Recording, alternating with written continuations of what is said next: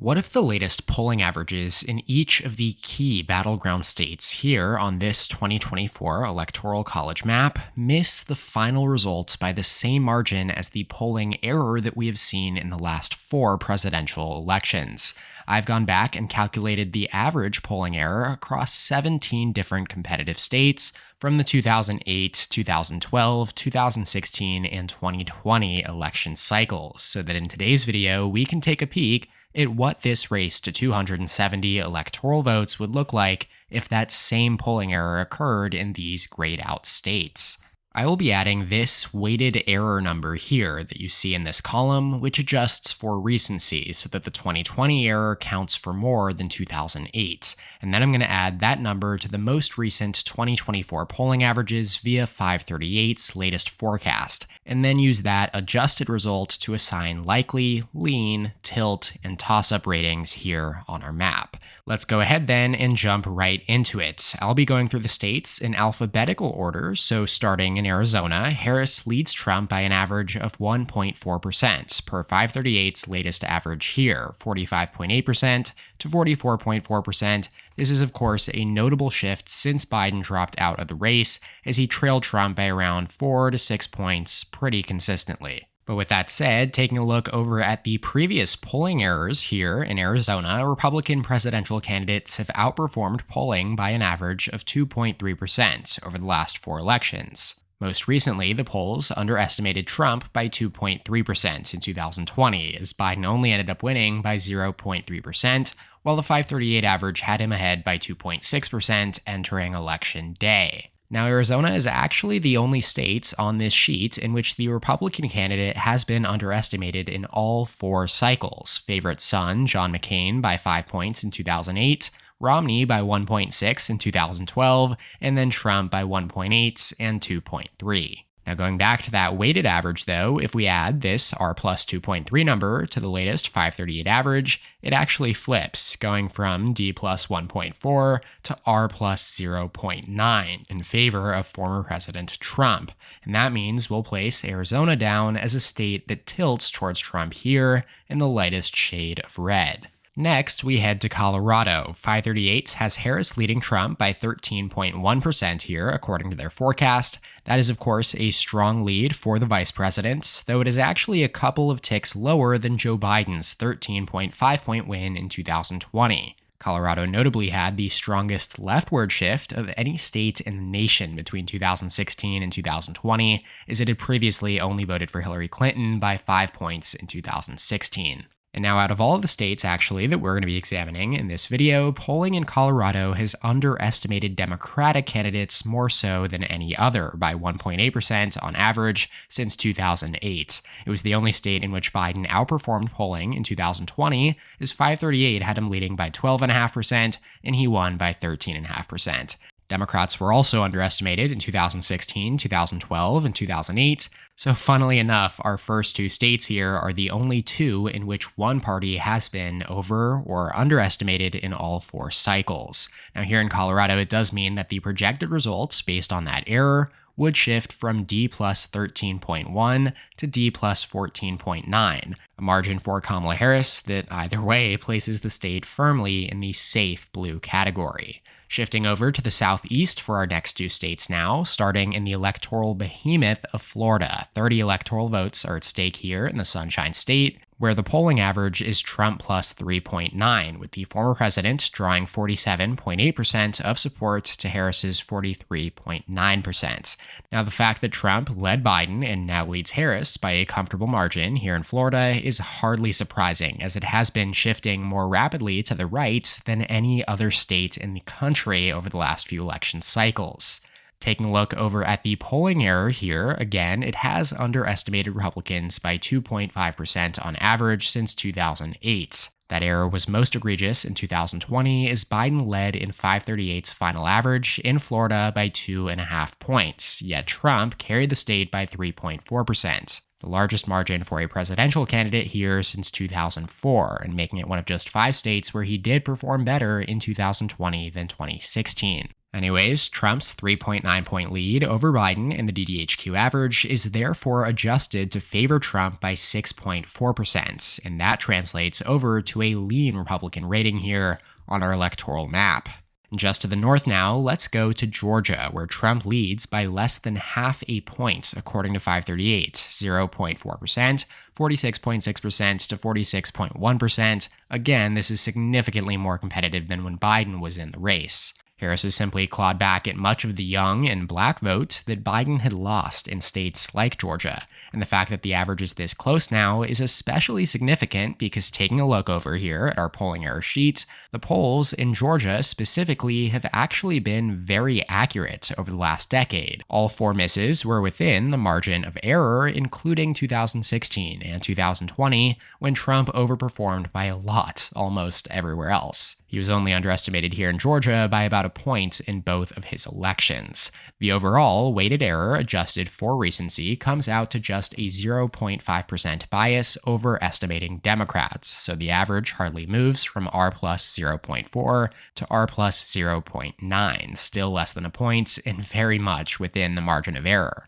It is an identical adjusted result to Arizona, so Georgia joins it as tilting Republican. Notably, Georgia and Arizona were 2020's closest states at D plus 0.3 and D plus 0.2, respectively. These would, of course, be 2 major flips for the Trump camp, though he does still need to flip at least one more key state here to come. Before we proceed, though, let's take a moment to talk about something that can really enhance your online experience: Surfshark VPN. If you're not familiar with what a VPN is, it's essentially a tool that creates a secure, encrypted tunnel for your internet traffic, routing it through a server in a different location. This makes it seem like you're accessing the internet from that server's location and not your own. And why does that matter? Well, for one, it does keep your IP address hidden and protects your online activities from being tracked. It's especially useful for accessing content that is restricted based on your geographic location. So say you want to watch a show that is only available on Netflix in another country. Surfshark VPN can help you with that. For just the cost of a cup of coffee per month, you can get all of these advantages and more. Click the link in the description and enter my promo code ELECTIONS for an extra 4 months free at surfshark.deals/elections. Now, our first dip into the critical Midwest region is up here in Iowa, a likely Trump state in 2016 and in 2020. The former Republican president does lead Biden by 8.7% right now at 538's average. Looking at the sheet now, polling has been really poor in Iowa in recent years, underestimating Republicans by 4.6% on average, which is tied for the strongest error of any state with its Midwestern electoral twin, Ohio. The polls in Iowa had Trump leading by 3 points in 2016 and 1.3 in 2020, only for him to smash those expectations, winning by 9.4% and 8.2% respectively. That does mean that Iowa's projected results goes from R plus 8.7 per the latest polling average to R plus 13.3. That is a safe or solid margin for Donald Trump here in Iowa on our map.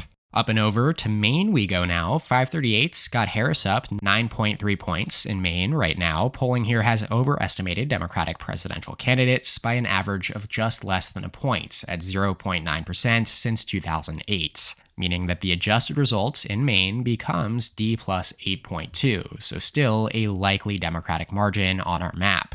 I should note here that I've already placed Maine's 2nd district as likely Republican and Nebraska's 2nd district as leaning Democrat based on 2020's results, as we don't have enough polling data from the past or for 2024 to include them in this video. Now let's jump over to the first state in our core Rust Belt trio, Michigan. Arguably the bluest of the 3 in terms of both fundamentals and demographic trends, currently Harris does hold a growing advantage of 3.4% here, according to 538's 46.9% to 43.5%.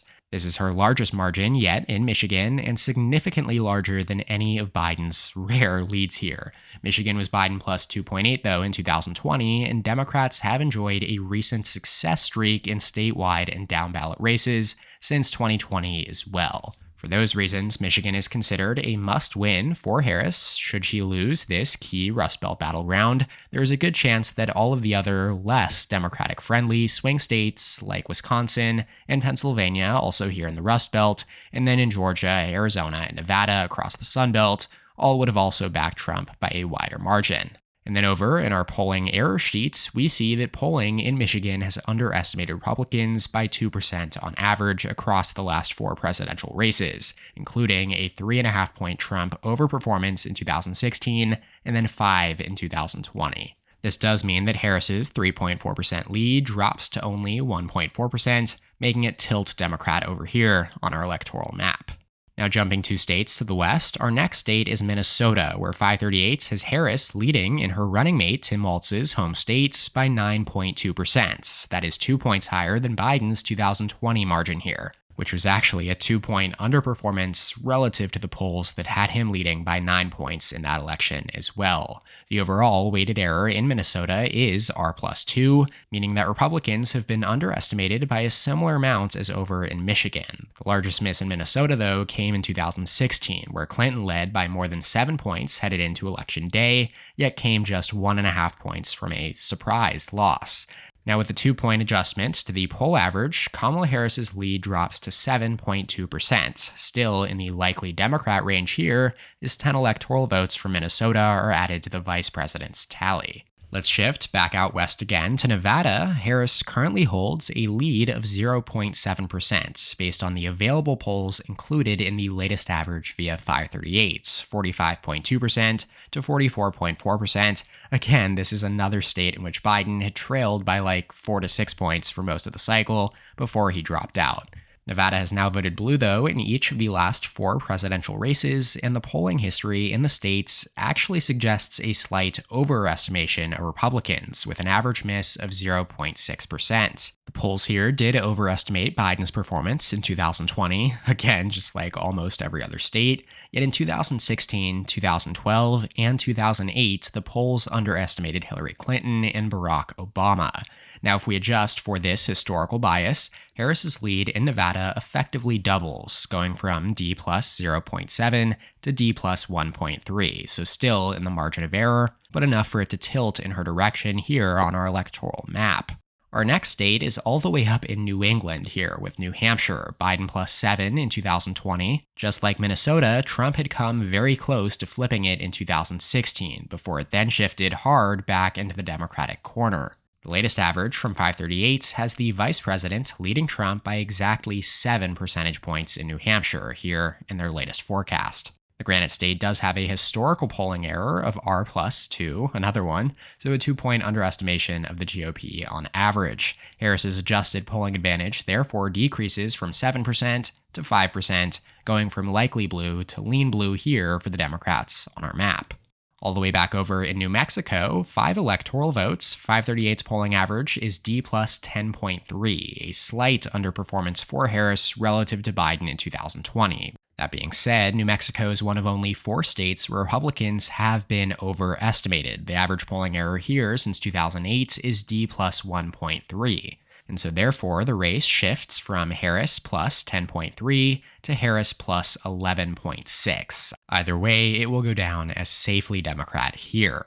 Over in North Carolina now, the 538 average shows Harris with an ever so slight lead of 0.1%. Just a tenth of a percentage point separates the 2 candidates here, 45.8% to 45.6%. Trump had previously led Biden in every single poll taken between the two since March of 2023, yet consistently trails Harris here recently. Over on our sheet, though, we see that North Carolina has a historical polling error overestimating Democrats by 2.5%. Most notably, in 2020, the polls here had Biden leading by nearly 2 points, according to 538's final average, yet Trump carried the state by 1.4%. 538 also had Biden leading in 2016 when Trump ended up winning by almost 4 points. So with a 2.5-point adjustment in favor of Trump, the average flips from D plus 0.1 to R plus 2.4, meaning that the Tar Heel state and its 15 electoral votes will tilt towards Donald Trump. Back up to the Midwest here is Ohio, formerly known as the bellwether state. It is now a reliably Republican-leaning state. Trump leads by 9.3% according to the latest 538 forecast, yet Ohio's average polling error here is tied with Iowa as the largest in any state, with a weighted miss of R plus 4.6. Now, Barack Obama was actually underestimated in 2008 and 2012 when he won the state in both elections, but Trump outperformed his narrow polling leads in both 2016 and 2020 by 6.5% and 7.2%, respectively. So Ohio is adjusted from being a likely Republican state at Trump plus 9.3 to become a solidly Republican state at Trump plus 13.9.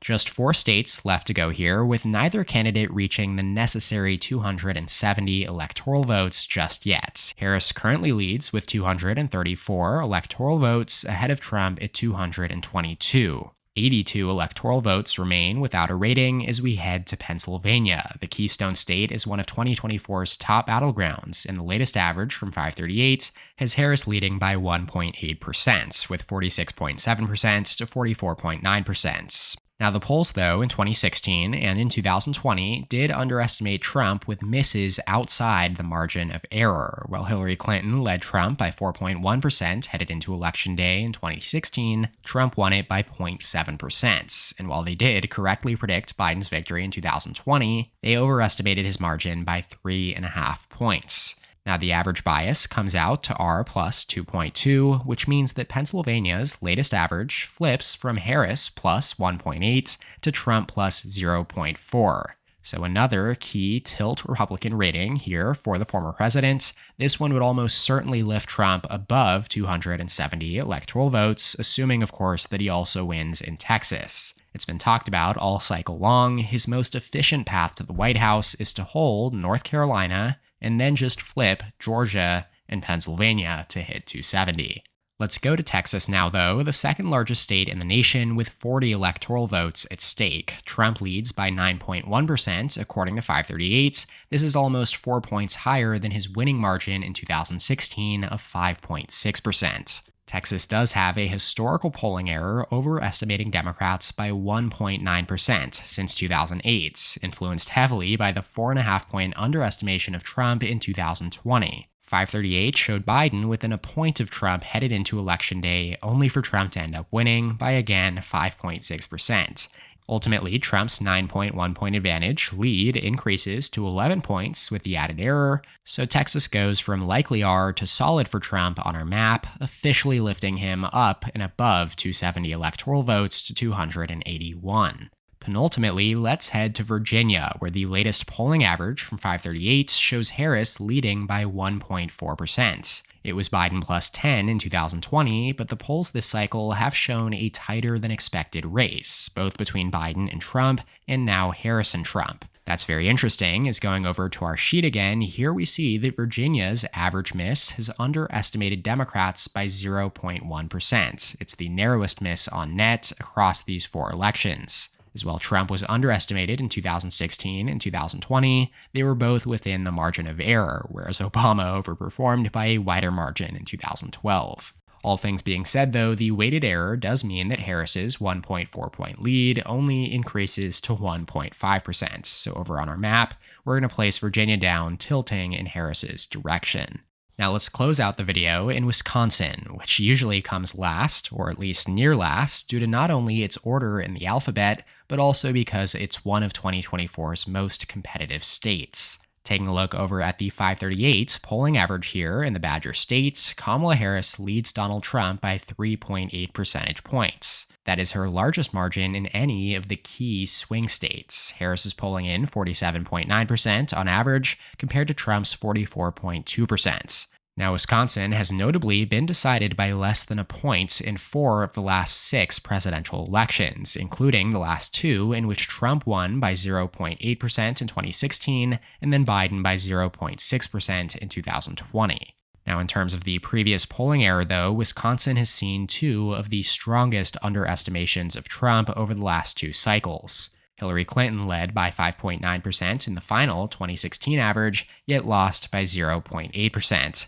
And then Biden led by 8.4% in 2020, and only narrowly won by 0.6%. Now, the overall weighted error is R plus 4.3, so we have our third flip of the video here, as the average miss completely erases Harris's 3.8 point lead to become Trump plus 0.5, meaning that Wisconsin goes from leaning Democrat to tilting Republican on the Electoral College map. So, using the latest polling averages in key battlegrounds across the country and then shifting them by the average error in the previous 4 presidential elections, Donald Trump would win the 2024 presidential election with 291 electoral votes to Kamala Harris's 247. Comparing this to the last time I did one of these videos accounting for past polling error, before a whole lot of stuff went down, Trump led Biden with 335 electoral votes to 203. So definitely an improvement for Harris here, but also a perspective to keep in mind as she does gain momentum down the stretch. You can feel free to comment your thoughts and feelings about this map in the comment section below. As always, I appreciate all positive or negative comments. Shout out to my channel members on screen here. Thank you so much for your support. If you'd like to become a member, go ahead and click the join button below this video to receive exclusive perks. Make sure to subscribe to my channel as well down below, and please leave a like on the video if you enjoyed it. You can check out more content from my channel here, and as always, thank you so much for watching. I'll see you next time. EP out.